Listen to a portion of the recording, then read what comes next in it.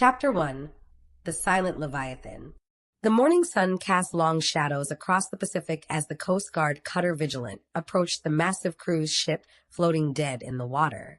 The Abyssal Dream, a luxury liner carrying 3,847 passengers and crew, had been discovered drifting 40 miles off the coast of Mendocino Bay, California, completely silent and unresponsive to all radio contact. Captain Maria Santos stood on the bridge of the Vigilant, binoculars trained on the enormous vessel. The ship appeared pristine, no visible damage, no signs of distress, but something was deeply wrong. The Abyssal Dream sat too still in the water, as if it were holding its breath. "No movement on deck," reported Lieutenant Jake Morrison, scanning the ship's multiple levels. "All the lights are on, but I don't see a single person."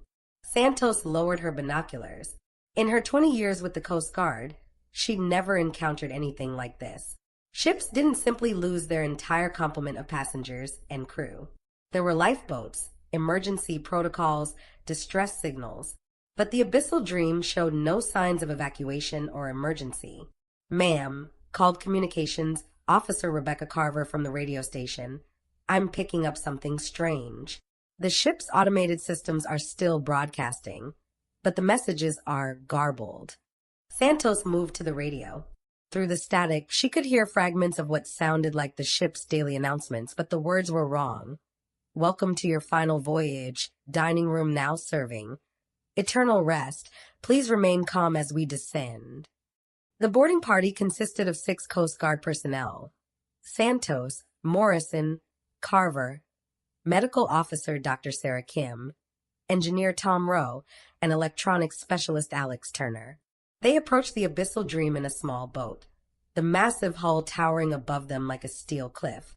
The ship's boarding ladder was still deployed, swaying gently in the ocean breeze. As they climbed aboard, the silence was overwhelming. The deck, which should have been bustling with passengers enjoying the morning air, was completely empty. Deck chairs sat arranged in perfect rows, towels folded neatly, drinks still sitting in cup holders, but not a soul in sight. "This is impossible," whispered Dr. Kim, checking her medical scanner. "There should be some trace of where they went." Santos led the team toward the main entrance. The automatic doors slid open with a cheerful chime, revealing the ship's grand atrium. Crystal chandeliers hung from the ceiling, casting rainbow patterns across marble floors. The reception desk was unmanned, but the computers were still running, displaying passenger information and daily schedules. "Look at this," Turner said, pointing to a screen showing the ship's manifest. "All passengers and crew are still marked as on board in the system. According to the ship's records, everyone's in their rooms." Morrison checked his watch. "It's 10:47 a.m. Where is everyone?" As if in response to his question, the ship's intercom crackled to life. A woman's voice, pleasant and professional, filled the air. "Good morning, passengers. This is your captain speaking. We hope you're enjoying your voyage into the depths. Please remember that checkout time is never." The message ended with the sound of what might have been laughter, or might have been screaming. Santos felt a chill run down her spine. "Split up. Morrison and Carver, check the passenger decks. Rowe and Turner, engineering and crew quarters. Dr. Kim, you're with me. We're going to the bridge." As they separated, none of them noticed the elevator doors closing behind them, or the way the ship's lights dimmed just slightly, as if something vast and hungry had awakened in the depths below. The passenger decks of the Abyssal Dream were a study in eerie perfection. Morrison and Carver moved through corridors lined with stateroom doors, each one standing slightly ajar. The hallways were spotless, carpet vacuumed to perfection, walls gleaming under fluorescent lights that hummed with electric persistence. "Room 237, Morrison read from his list, approaching one of the doors. He knocked. No answer. He pushed it open to reveal a standard cruise cabin, bed made, luggage unpacked, clothes hanging in the closet. On the nightstand sat a half-finished book, reading glasses folded beside it, and a glass of water that was still cold to the touch. Carver checked the bathroom. "Toothbrush is wet," she reported. "Shower stall still has water droplets. These people were here recently." They moved to the next room, and the next. Each was the same, evidence of recent occupation, but no occupants. Personal items were arranged as if the passengers had simply vanished mid-activity. In one room, a laptop was still open to a video call, the screen showing connection lost in bright red letters. "This is really starting to creep me out," Carver admitted, her voice echoing in the empty corridor. "It's like everyone just disappeared." Morrison's radio crackled. "Santos to all units. We've reached the bridge. Captain's quarters are empty, but the ship's log shows some disturbing entries. How are you doing down there?" "Empty rooms, but signs of recent activity," Morrison reported. "It's like everyone vanished simultaneously. As they continued their sweep, they began to notice subtler details. The ship's clocks all showed different times, some running backward. Mirrors in the hallways reflected empty corridors, but occasionally Carver caught glimpses of shadows moving just at the edge of her vision, shapes that weren't there when she turned to look. Meanwhile, in the ship's lower decks, Rowe and Turner were discovering their own mysteries. The engine room was running perfectly, all systems green, but the engineering logs showed impossible readings. The ship's depth gauges indicated they were somehow thousands of feet underwater, even though they were clearly floating on the surface. "Tom, look at this," Turner said, pointing to a bank of monitors. "The ship's sonar is picking up something below us. Something massive." Rowe peered at the screen. The sonar showed the ocean floor far below, but there was something else, a shape so large it dwarfed the ship itself, rising from the depths like a mountain of flesh and shadow. "That can't be right," Rowe muttered. "The sonar must be malfunctioning." But even as he spoke, the ship shuddered slightly, as if something enormous had brushed against its hull from below. On the bridge, Santos and Dr. Kim were uncovering the ship's final logs. The captain's entries began normally, routine reports about weather, course corrections, passenger activities. But the final entries were increasingly disturbing. Day 3. Passengers reporting strange dreams. Same dream, all of them. They speak of a city beneath the waves, calling to them. Day 4. Several passengers found sleepwalking, all heading toward the ship's lower decks. Security is escorting them back to their rooms, but they seem different. Day 5. The dreams are spreading to crew members. Chief Engineer Rowe reports that the ship's systems are responding to commands that no one is giving. It's as if the ship itself is alive. Day 6. We can hear it now even when awake. The singing from below. It's beautiful and terrible, and we know we must answer. The passengers are gathering on the lower decks. They're waiting for something. Day 7. I understand now. We were never meant to reach port. This voyage was always meant to be one way. The city calls, and we must descend. All of us. Forever. The final entry was a single line. "The deep dreams, and we are its dreams." "Captain," Dr. Kim said, her voice shaking, "look at the date on that last entry." Santos checked the timestamp. The final log entry was dated today, less than an hour ago. "That's impossible," Santos breathed. "The ship's been dead in the water since yesterday." A sound echoed through the bridge, a low, resonant humming that seemed to come from the ship itself. The lights flickered, and for a moment, the windows showed not the bright Pacific morning, but the crushing darkness of the deep ocean, filled with shapes that moved like living nightmares. The sound of the ship's intercom crackled to life once more. "All passengers, please report to the abyssal deck for the final descent. Do not resist. The dream is beautiful." Santos grabbed her radio. "All units, return to the boarding point immediately. We're leaving. Now." But when she looked toward the ladder where they'd boarded, it was no longer there. The ship's rail was smooth and unbroken, as if there had never been a way off the Abyssal Dream at all. The Coast Guard team regrouped in the main atrium, their faces grim as they compared findings. The ship's exits had sealed themselves. Lifeboats were locked in their davits. Emergency doors wouldn't open, and the boarding ladder had somehow retracted and disappeared entirely. "We're trapped," Morrison said, trying to keep his voice steady. "The ship's systems have gone haywire. It's like it doesn't want us to leave." Santos studied the ship's deck plan, displayed on a wall-mounted screen. "There has to be another way off. Emergency protocols, service hatches, something." But even as she spoke, she noticed that the deck plan was changing before her eyes. Corridors that had been marked moments before were disappearing, replaced by new passages that led ever downward. Dr. Kim was taking readings with her medical scanner. "I'm detecting some kind of electromagnetic disturbance," she reported. "It's affecting our equipment, but it's also— I know this sounds crazy, but it's affecting our brain chemistry. We're all showing elevated levels of certain neurotransmitters associated with dream states." "You're saying we're dreaming?" Carver asked. "No," Dr. Kim replied grimly. "I'm saying something is trying to make us dream while we're awake."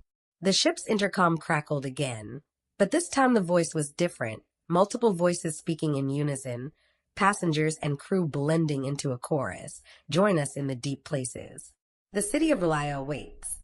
Phenglui mglwnaf Cthulhu Relaya Ganegolftain." Ro, who had been quiet since returning from the engine room, suddenly spoke up. "I know what happened to them," he said, his voice distant. "They went down to the abyssal deck. It's not on any of the ship's official plans, but it's there. I can feel it calling."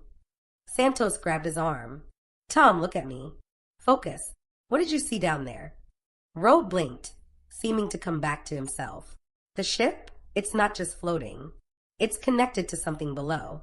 Something ancient. The passengers didn't disappear. They went down to meet it." Turner pulled up schematics on his tablet. "He's right. There are decks below the waterline that aren't on any blueprint. The ship's been modified, but not by any human engineering."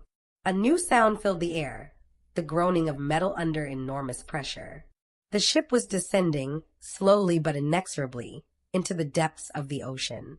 Through the windows, they could see the water level rising, the bright surface light fading to a dim blue-green glow.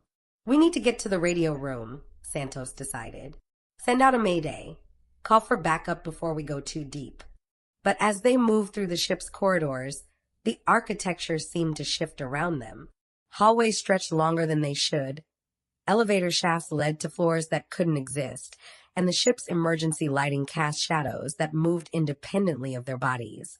They found the radio room, but Turner's attempts to send a distress signal were met with static filled with voices. Hundreds of voices, all speaking the same words, "Come to us. Join the eternal voyage. The deep dreams await." "It's not just jamming our signal," Turner realized. "It's using our equipment to call to something that's been waiting." Through the radio room's porthole, they could see they were now completely underwater. Bioluminescent creatures swam past like living stars, and in the distance, impossible structures rose from the ocean floor. Spires and towers that hurt to look at directly, their geometry defying human comprehension. "The city," whispered Carver. "It's real. It's actually real." Santos made a decision. "We're going to find the passengers and crew. If they're still alive, we get them out. If they're not—" She didn't finish the thought. As they prepared to venture deeper into the ship, the lights went out completely. In the darkness, they could hear something vast moving through the water outside. Something so large that the ship, despite its enormous size, was nothing more than a toy in its presence. Emergency lighting flickered on, casting everything in a hellish red glow. The ship's intercom activated one final time, but now the voice was something else entirely, ancient beyond measure, speaking in harmonics that made their bones ache. "Welcome, surface dwellers, to the realm of the deep ones. Your passengers have already accepted the gift of eternal service. Now you must choose: join them willingly or be taken by force. The great old one stirs, and all must serve." Through the corridors, they could hear the sound of footsteps, hundreds of them moving in perfect synchronization, heading toward their location. The passengers and crew hadn't disappeared at all. They were still aboard the ship, but they were no longer human. Santos drew her sidearm, knowing it would be useless against what they were about to face. "Stay together," she ordered. "Whatever happens, we don't let them separate us."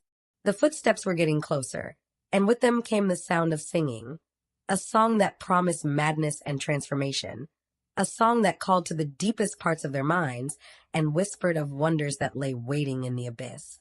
The first passenger they encountered had once been human, Mrs. Eleanor Hartwell, according to the crew's manifest, age 67, traveling alone. But the thing that rounded the corner looked like a mockery of human form. Skin gone translucent and gray, eyes black as deep water, gills fluttering along her neck. She moved with fluid grace, as if the air itself were water. "Please," she spoke, her voice a wet whisper, "don't fight the transformation.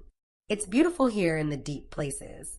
No more pain, no more fear, only the eternal dream." Behind her came more passengers, each changed in their own horrific way. Some had grown scales, others had tentacles where their arms should be. A few had changed so completely they were barely recognizable as having once been human, masses of writhing flesh and eyes that moved like living shadows. Dr. Kim raised her scanner, her hands shaking. "The readings are off the charts. They're alive, but their cellular structure has been completely altered. It's like they've been evolved." "Evolved into what?" Morrison asked, backing away as more transformed passengers filled the corridor. "Into something that can survive in the deep ocean," Dr. Kim replied. "Something that can serve whatever's down there." Santos kept her weapon raised, though she knew bullets would be useless. "Where are the others?" "The passengers who haven't been changed." Eleanor Hartwell tilted her head, water dripping from her transformed features. "There are no others. We all chose to embrace the gift. Even now, the call grows stronger. Can't you feel it? The pull of the abyss." And they could feel it, a presence pressing against their minds, offering visions of underwater cities and impossible wonders. The sensation was seductive, promising an end to all earthly concerns, all human struggles. "It's telepathic," Carver realized, pressing her hands to her temples. "It's trying to get inside our heads." Turner was studying his tablet, which was now showing readings that shouldn't be possible.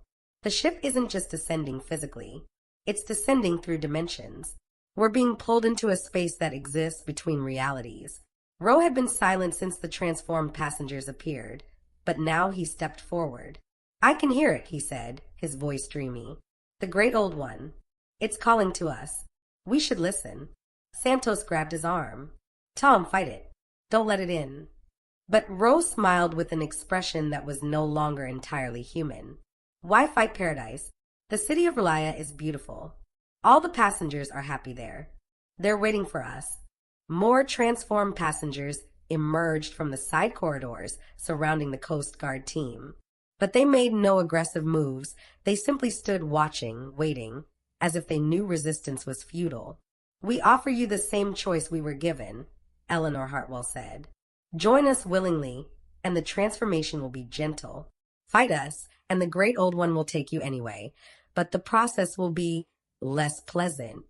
Through the ship's portholes, they could see they were now in the depths of the ocean, surrounded by structures that defied physics.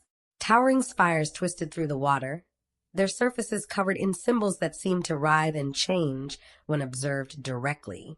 And moving among the structures were things that had never been human. Vast, tentacled beings that tended to the underwater city, like gardeners tending their plants. "Look," Morrison pointed to one of the larger viewing windows. "There are people down there. Hundreds of them."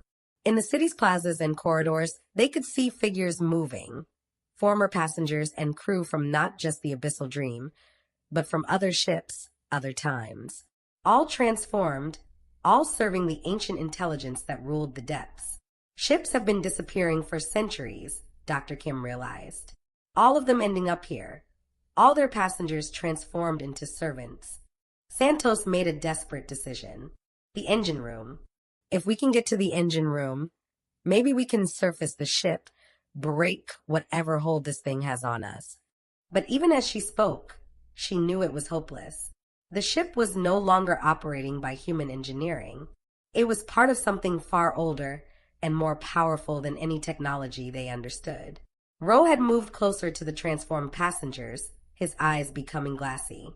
"Captain," he said, "I can see it now. The truth. We were never meant to rescue anyone. We were meant to join them." "Tom, no." But Roe was already changing, his skin taking on the same translucent quality as the other passengers. The transformation was happening faster now, as if their presence in the deep had accelerated the process. "Don't mourn for us," Eleanor Hartwell said gently. "We're not dead. We're more alive than we've ever been. The great old one offers immortality, purpose, belonging. All we ask is service. Santos looked at her remaining team members. Carver was fighting the mental influence, but her eyes were beginning to glaze over. Turner was staring at his tablet, which now showed incomprehensible symbols instead of technical readouts. Morrison was the only one who seemed fully aware, but even he was swaying slightly as if listening to distant music. "We have to fight," Santos said, as much to herself as to them. "Whatever this thing is, whatever it wants, we can't let it win." But deep in her heart, she was beginning to understand what the passengers had learned. In the face of something so ancient and powerful, resistance might be nothing more than a delay of the inevitable. The ship shuddered, and through the floor, they could feel the presence of something vast awakening in the depths below. Something that had been waiting for this moment for eons beyond human comprehension. The heart of the Abyssal Dream was no longer a ship's engine room, but a vast chamber that existed in impossible dimensions. The walls curved away into darkness, covered in symbols that seemed to move and breathe. At the center of the space sat something that had once been the ship's captain, now a grotesque fusion of human and something else, connected to the ship itself by pulsing organic cables. "Welcome," the captain thing spoke, its voice echoing from multiple throats, to the bridge of eternity. "I am Captain Marcus Reed, though I have become so much more. I am the voice of the Deep Ones, the herald of great Cthulhu." Santos and her remaining team, Morrison, Carver, Dr. Kim, and Turner, stood at the chamber's entrance. Roe had fully transformed during their journey here, now serving as one of the creature's attendants, his human memories apparently intact, but his loyalty forever changed. "You don't have to do this," Santos said, though she knew negotiation was likely futile. "Let us go. Let the ship surface. We won't tell anyone what we've seen." The captain thing laughed, a sound like breaking glass underwater. "Tell them what? That the old gods still live? That the ocean holds wonders beyond human understanding? They wouldn't believe you. They never do." Dr. Kim stepped forward, her medical scanner in hand. "The electromagnetic readings are off the charts. Whatever this thing is, it's not just physical. It's existing in multiple dimensions simultaneously." "Of course," the captain thing replied. "When one serves the great old ones, the boundaries between realities become flexible. You surface dwellers are so limited by your three-dimensional thinking." Turner had been quietly working with his tablet, trying to understand the technology that was keeping them trapped. "Captain," he whispered to Santos, "I think I've found something. The ship's systems are still partly mechanical. If we can overload the fusion reactor, we might be able to break the connection to whatever this is." But Carver was no longer listening. She had moved closer to one of the chamber's walls, her hand reaching out to touch the writhing symbols. "It's beautiful," she murmured. "The pattern. It's showing me things, the history of the ocean, the civilizations that existed before humans, the truth about our place in the cosmos." "Carver, get away from there." Morrison grabbed her arm, but it was too late. The symbols had begun to glow, and Carver's transformation was beginning, her skin taking on the same translucent quality they'd seen in the passengers. "She has accepted the gift," the captain thing said approvingly, "as will you all in time.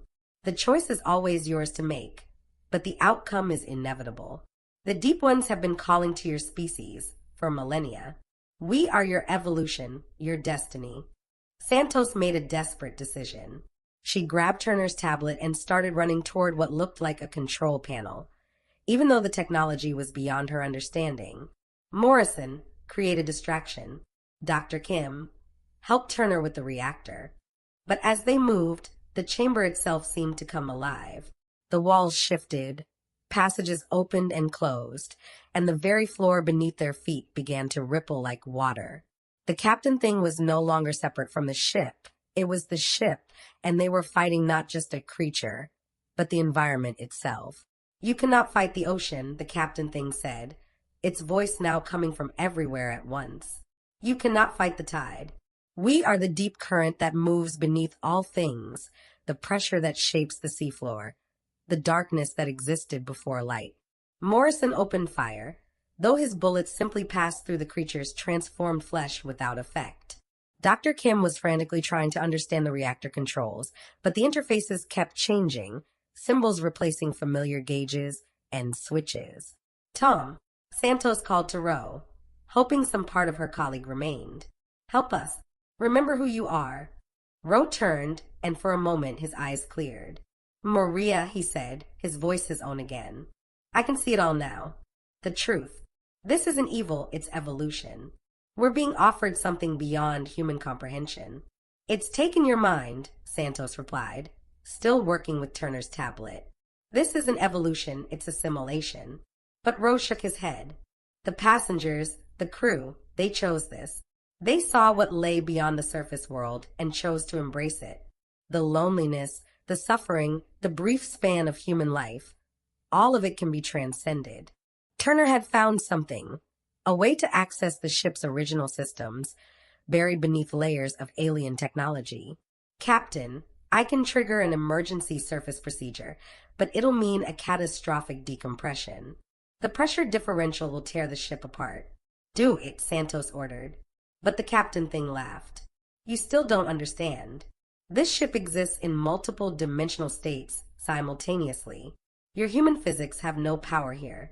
You can destroy the physical vessel, but the spiritual ship, the true Abyssal Dream, will continue its voyage through eternity. As if to prove its point, the chamber began to shift again. Through the walls, they could see not just the deep ocean, but glimpses of other realities. Worlds where the old ones had never slumbered, where humanity had never evolved, where the cosmos was ruled by intelligences beyond mortal comprehension. Choose, the captain thing said, its voice now gentle, almost loving. Join us willingly, and become part of something greater than humanity has ever imagined. Or fight us, and watch your species slowly succumb to the call of the deep over the centuries to come. Santos looked at her remaining team. Carver was fully transformed now, her eyes black as deep water. Dr. Kim was fighting the mental influence, but her hands were beginning to change. Morrison was still himself, but she could see the strain in his eyes. There's got to be another way, Santos said, though she was running out of hope. The answer came from an unexpected source.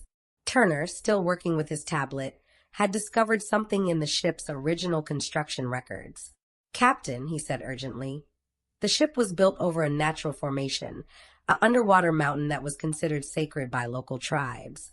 The native peoples called it a prison, a place where something had been bound. The captain thing's expression changed, becoming almost fearful. You know nothing of such things. The ship isn't just serving this entity, Turner continued. It's keeping it contained. The passengers, the crew, they're not just servants. They're wardens.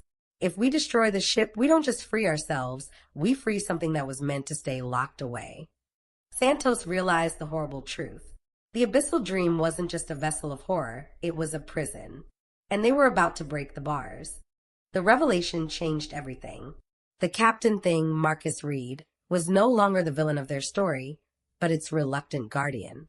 The transformation of the passengers and crew hadn't been an act of malevolence, but a desperate measure to maintain a prison that had held something unspeakable for centuries. You understand now, Reed said, his multiple voices carrying a weight of cosmic sadness. The entity you call Cthulhu was not summoned by the ship. It was already here, bound by rituals older than human civilization. The Abyssal Dream was built as a modern prison, using the willing sacrifice of its passengers to maintain the ancient seals. Through the chamber's impossible windows, they could see the true scope of the underwater city. It wasn't a place of worship, but a containment facility, a massive structure built around something that pulsed with malevolent energy, something that pushed against its bonds with the force of a dying star. The native tribes you mentioned, Reed continued, they knew what lay beneath these waters. They performed ceremonies for generations to keep it sleeping. But as their culture faded, new guardians were needed. The ship was our solution, a way to create willing servants who could maintain the prison indefinitely. Dr. Kim, still fighting her own transformation, managed to speak. Electromagnetic readings, the dimensional distortions, they're not coming from you. They're coming from whatever you're keeping locked up. Turner's tablet was now showing readings that defied explanation. The energy signatures are biblical. If this thing breaks free, it won't just affect the ocean. The dimensional tiers will spread across the planet. Santos understood the impossible choice they faced. So we can't destroy the ship without releasing something worse. But we can't stay here without being transformed into prison guards ourselves. There is a third option, Reed said quietly. The entity can be destroyed, but the cost is significant. The explosion would have to be dimensional, not physical. It would tear holes in reality itself, likely destroying everything within a 1,000-mile radius. Morrison, who had been silent through the revelation, finally spoke. What about evacuating the area? Warning the authorities? Reed shook his head. The entity grows stronger every day.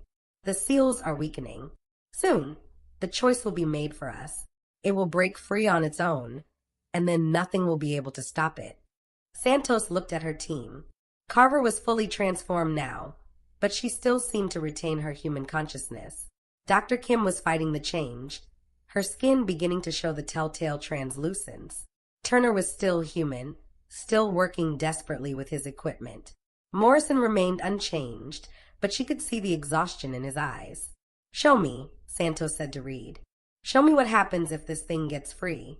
The chamber shifted, and suddenly they were viewing Earth from space.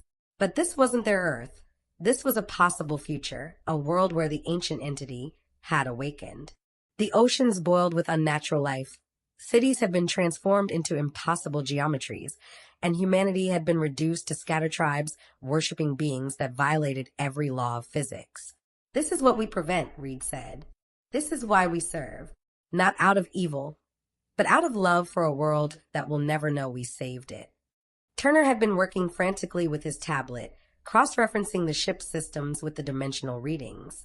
Captain, he said urgently, I think I've found a way. The ship's fusion reactor, if we can modify it to create a dimensional implosion instead of explosion, we might be able to collapse the entity into itself without damaging the surrounding area.